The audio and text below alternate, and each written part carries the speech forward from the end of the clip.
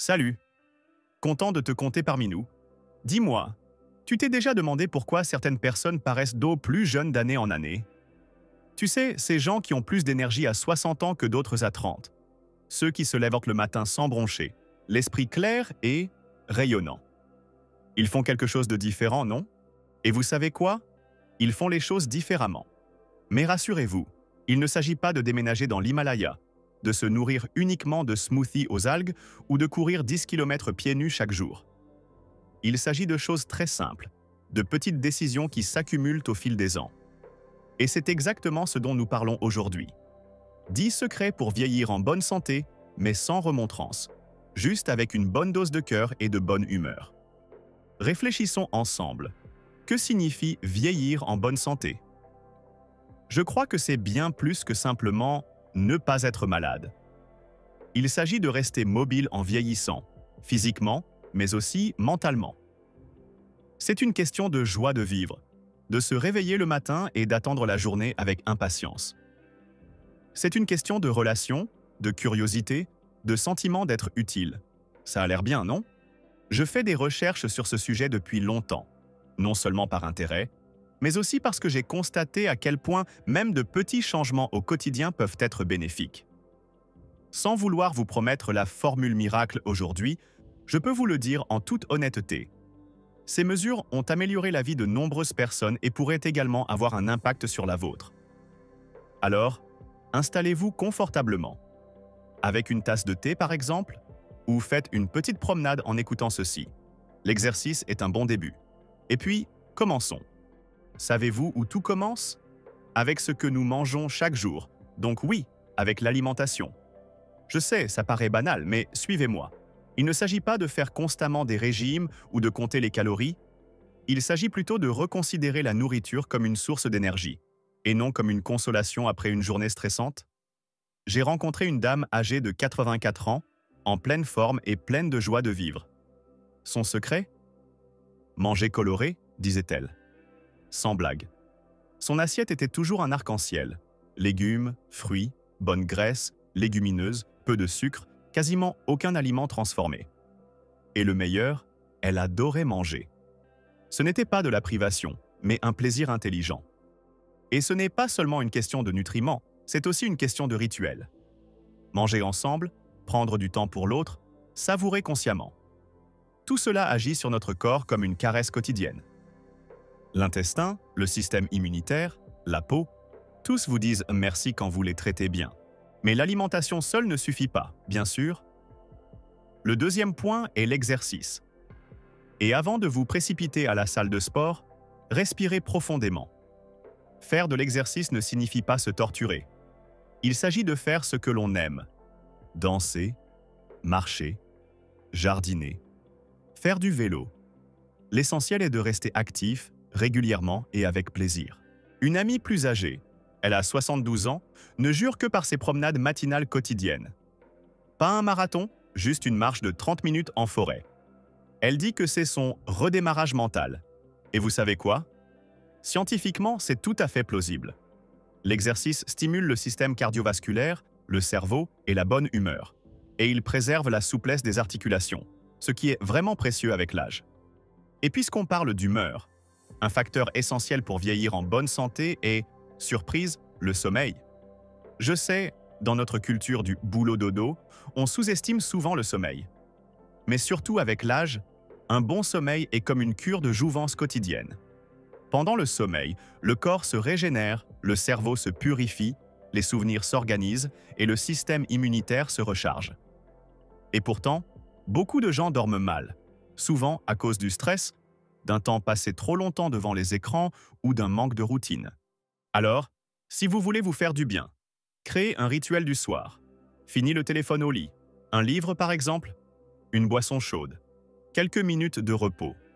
Votre corps vous remerciera. Et savez-vous ce qui est aussi complètement sous-estimé?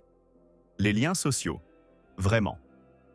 Des études montrent à maintes reprises que les personnes ayant de solides relations sociales vivent plus longtemps, et surtout plus heureuses. Il ne s'agit pas d'avoir une centaine d'amis, mais de véritables liens. Des gens avec qui on peut rire, discuter et se taire. Qui sait ce qui vous fait vibrer et vous apprécie encore? Je me souviens d'un homme âgé de mon quartier. Tous les dimanches, il jouait aux cartes avec ses vieux amis pendant plus de 30 ans.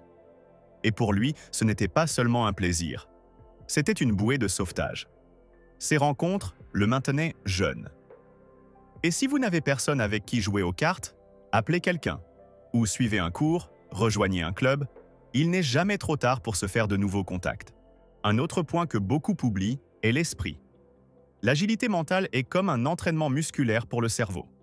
Lire, apprendre, essayer de nouvelles choses.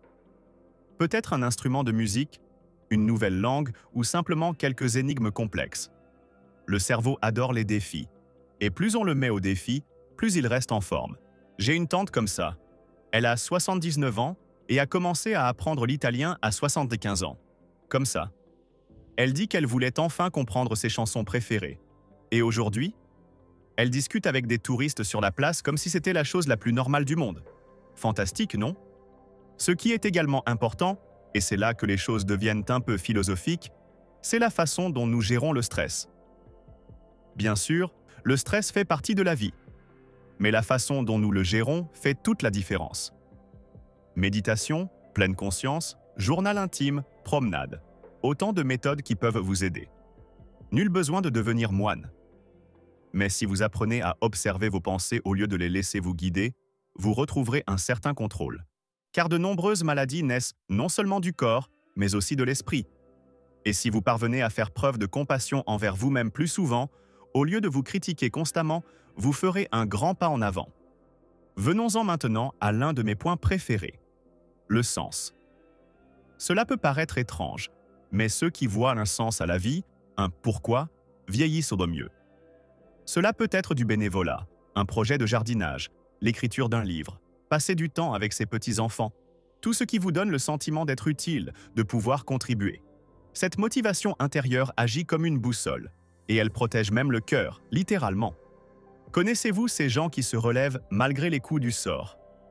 Souvent, c'est ce sentiment intérieur qui les soutient. Cette pensée « je n'ai pas fini, j'ai encore quelque chose à donner ». Et puis, presque en bonus, arrive quelque chose d'assez banal, mais pourtant si puissant, la nature.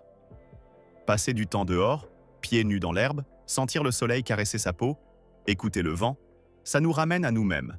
Ça réduit le stress, ça nous remonte le moral et ça régule notre rythme circadien. Parfois, pas besoin de médicaments, juste d'un peu de forêt. Et vous savez, le meilleur dans tout ça, c'est peut-être qu'il n'est jamais trop tard pour commencer. Vraiment. Quel que soit votre âge ou votre situation actuelle, chaque jour vous offre l'occasion de faire une petite chose différemment. Pas besoin de tout refaire, pas de repenser complètement votre vie. Juste un peu plus de ce qui est bon pour vous, et un peu moins de ce qui vous freine.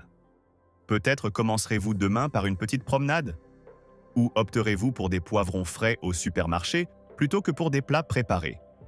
Peut-être appellerez-vous quelqu'un dont vous n'avez pas eu de nouvelles depuis un moment. Ou vous noterez simplement le soir ce pourquoi vous avez été reconnaissant aujourd'hui. Ces petites choses. Ce n'est pas une goutte d'eau dans l'océan, c'est le début de quelque chose de vraiment bien. Et si jamais vous vous laissez emporter ou oubliez votre objectif, bienvenue au club. Ça fait partie du jeu. Il ne s'agit pas d'être parfait. Il s'agit de toujours retrouver le chemin du retour. Se dire « Aujourd'hui, je vais me faciliter la vie. Aujourd'hui, je vais faire quelque chose pour moi. » Et vous verrez, avec le temps, vous vous sentirez plus fort, plus clair, plus vivant. Pas d'un coup, mais doucement et progressivement. Ce qui me fascine le plus dans ce sujet, c'est que vieillir en bonne santé signifie vivre plus consciemment. Et c'est ce que nous désirons tous, n'est-ce pas? Plus de connexion avec nous-mêmes, plus de joie, plus de moments authentiques. Vieillir n'est pas une peur, c'est un cadeau si nous prenons soin de nous. Alors, prenez ce qui a fonctionné pour vous aujourd'hui. C'était peut-être juste une idée, une réflexion que vous souhaitez tester.